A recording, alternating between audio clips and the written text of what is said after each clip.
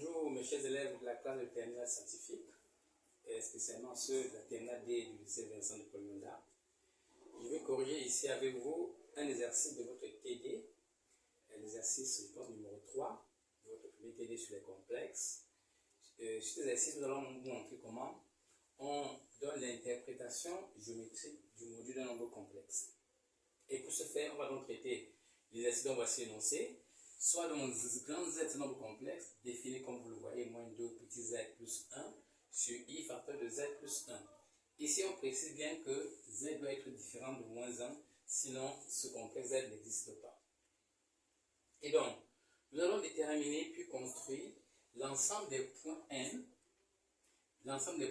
d'affixe z, tel que le module de notre z est égal à 1. Alors, on va commencer par traduire cela. Que signifie le module de z?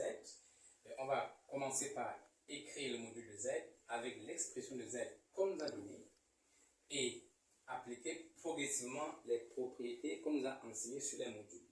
Justement, l'une des propriétés nous dit que quand je vais prendre le module d'un quotient, il suffit de prendre le quotient des modules. C'est-à-dire quoi?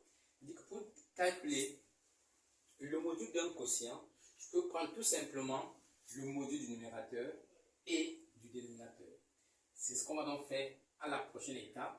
On va donc découper notre module en deux, un module au numérateur et un autre au dénominateur.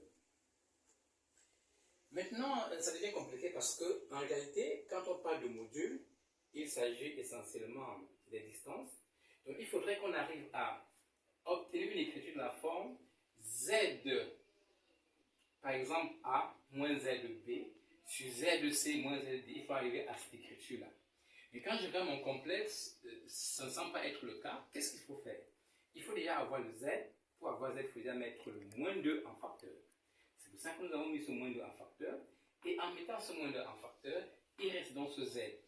Évidemment qu'il n'y a pas de 2 ici. On va donc diviser par 2. Et avec le moins, évidemment. Et si vous développez cette expression, on retombe bien sur notre expression initiale. Et au dénominateur, il y a également un petit jet qu'on doit faire. On a z plus 1, nous avons besoin de z de moins, nous avons besoin de za par exemple moins zb. Donc pour avoir le plus là, je peux bien mettre le moins et je ne multiplie pas notre moins. On sait bien que moins fois moins ça donne plus. Donc en écrivant de cette façon, je peux définir donc un nombre complexe par exemple Z A, Z B, peu importe, un nombre complexe qui soit affixe d'un point de coordonnées connues au numérateur et au dénominateur. C'est ce qu'on a fait plus bas. Évidemment, on a appliqué une autre propriété sur les modules qui nous dit que le module d'un produit est égal au produit des modules. C'est ce qu'on a appliqué pour écrire justement le module de moins 2. Ici, que multiplie le module de Z moins 1 demi. On a fait pareil au dénominateur. Et le module de I, c'est bien 1. Nous avons écrit le 2 sur 1. Maintenant, nous arrivons à cette étape. Et là, c'est délicat. Regardez, nous avons Z moins 1 demi. Et Z moins 1. Évidemment, égal à 1. On va donc définir 3 points. Le premier point, c'est le point M que je cherche. Parce que je ne connais pas ce que vaut ce point. Son affixe, ça sera donc Z. Z qui est ici défini. Je définis moi-même un point A, le point A, dont l'affixe ici est 1,5. Attention, ce moins doit être bien dans notre définition. Je fais la même chose, je définis un point B, dont l'affixe est moins 1.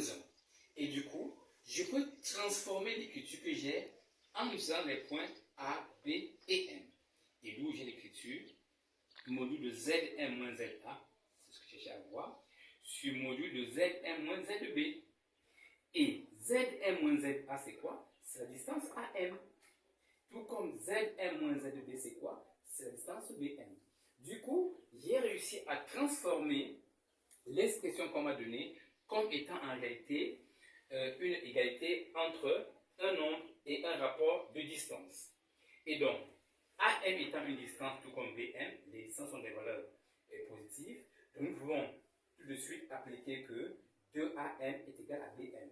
Pour le terme extrême égal pour le terme moyen. Et on arrive donc à cette étape qu'est-ce qu'on a fait ici? On a tout simplement élevé les deux membres au carré. Puisqu'on a des nombres positifs, on a tout à fait le droit de faire cela. Et on obtient cette autre égalité avec les carrés. Si nous transformons cette égalité en faisant venir au premier membre le bm carré et en appliquant le produit remarquable a carré moins b carré, nous retrouvons l'expression qui se trouve là. Et là encore, ça devient un petit peu compliqué. Quand on arrive à ce niveau, il faut être un tout petit peu intelligent. Regardez, si je prends 2 moins 1, pourquoi 2 moins 1? Parce que 2 est le coefficient du nombre qui est devant AM, tout comme du nombre qui est devant BM. Si je fais donc 2 moins 1, j'obtiens un nombre qui est différent de 0. Donc je peux définir un barycentre avec les points A et B, affectés des coefficients 2 et moins 1. Et c'est donc ce que je fais ici. J'appelle I ce barycentre, vous pouvez appeler ce que vous voulez. I est donc le barycentre des points A, affecté du coefficient 2, et du point B, affecté du coefficient moins 1. Et vous avez vu ça depuis la première, ce que signifie le barycentre de 2 points. Donc, on va écrire la traduction vectorielle du barycentre, ce qui nous donne 2IA moins IB égale au vecteur nul. On fait ça pour connaître la position de I.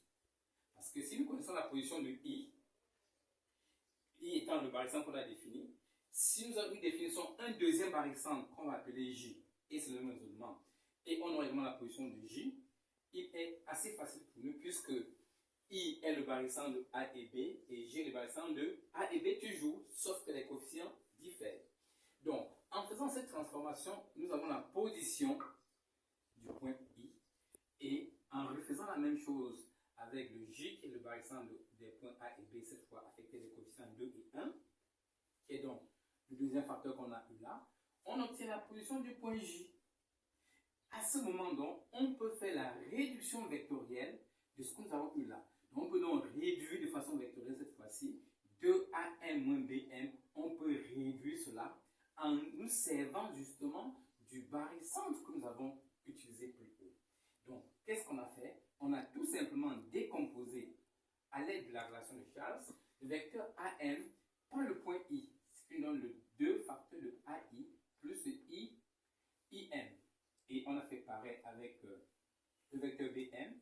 Une fois qu'on a fait la réduction, on voit finalement que 2AM moins BM est tout simplement égal à IM, où I, nous avons déjà dit, est le barycentre des points A et B affectés de 2 et moins 1. En faisant un raisonnement analogue, c'est-à-dire que nous prenons l'expression, le deuxième facteur, et nous transformons, on retrouve aussi simplement que la réduction vectorielle de 2AM plus BM égale à 3JM. Donc nous avons réduit nos deux expressions factorisées. On peut maintenant utiliser cette forme réduite pour écrire de nouveau notre égalité. Et du coup, pour dire que 2AM moins BM, facteur de, ou produit scalaire, ça se dit aussi, de 2AM plus BM, c'est simplement remplacer le 2AM moins BM par sa réduction qui vaut IM. Et faire la même chose pour avoir 3JM. C'est le produit scalaire, donc 3 étant différent de 0, cette écriture signifie seulement que IM scalaire JM égale à 0. Autrement dit, ça signifie que à tout instant, le point M est choisi de sorte que IM scalaire JM soit tout le temps égal à 0. Une autre façon de dire ça, c'est que IM est perpendiculaire à JM. Et qu'est-ce que ça signifie en fin de compte? Ça veut dire que le point que nous cherchons, l'ensemble des points M du plan, vérifiant cette condition, c'est le point M qui appartient au cercle de diamètre IJ. Comme on est capable de trouver la position du point I et la position du point J, on est donc capable de tracer justement ce cercle. C'est ce qu'on va donc faire dans la construction. Et passons donc à la construction. On va commencer déjà par le point A. Nous savons placer les points A. Le point A avec pour coordonnées 1,5. Donc A ici est à 1,5. C'est sur l'axe des réels, puisque A est un nombre complexe réel, tout comme B d'ailleurs, puisque pour B, nous avons comme partie réelle moins 1. Et les parties imaginaires de deux complexes, des complexes d'affixes A et B, sont nuls. Et donc, commençons donc par placer le point A et B. Donc, on a placé les points A et B. Nous plaçons le point I grâce à la relation qui nous dit que AI égale à BA. Regardez, AI égale à BA. Autrement dit, pour aller de A à B, je fais la même chose pour retrouver le point I. Donc, AI égale BA. Une autre façon de dire, c'est que le point A est le milieu du segment BI.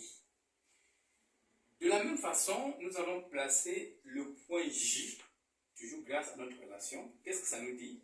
Que nous prenons AB et nous prenons le tiers de AB en allant dans le même sens. C'est-à-dire que A, J et AB sont dans le même sens. Voilà, vous avez A, J et AB, les deux vecteurs sont dans le même sens.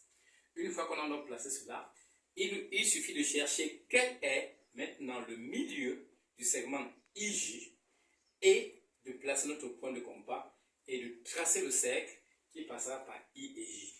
Et là, si vous placez le point M n'importe où, on a par exemple choisi de placer M ici, on voit bien qu'à tout instant, vous avez bien IM, scalaire MJ qui donne 0. Ça se voit avec l'angle droit qu'il y a au niveau du point M.